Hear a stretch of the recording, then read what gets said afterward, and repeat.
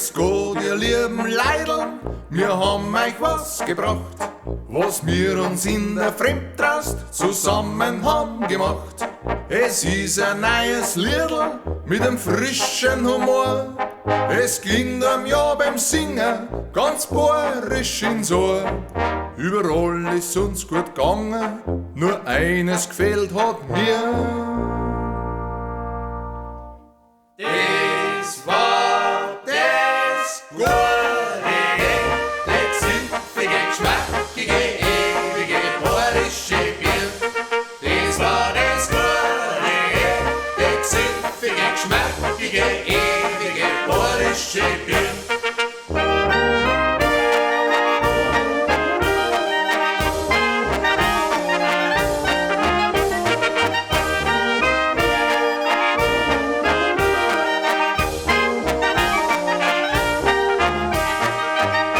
Der Wein, der stärkt die Glieder, der Shampoo steigt den Kopf, der Punsch, der wirft die nieder, der Schnaps nimmt die beim Schopf, der Tee, der macht einen Hitzen, der Kaffee, der regt einen auf, am Glühwein muss man schwitzen, kein Wasser mag man drauf.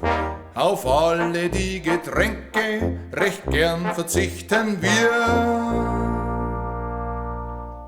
Bringt's unser Masserl gutes Sekt, das zünftiges, geschmackiges, bayerisches Bier.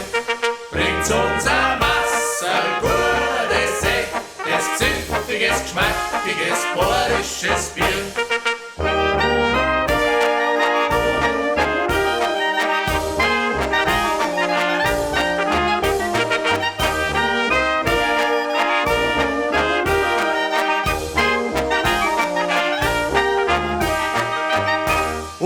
Wenn der Alper krank ist, na liegt er heut so drin. Er will ja gar nichts wissen von einer Medizin. Er bringt's einfach nicht runter, es passt nicht in sein Mund. Weil er schon so viel gesoffen hat, kann er nichts mehr vertragen. Wenn er einmal am Sterbbett liegt, ruft er noch voll Begier.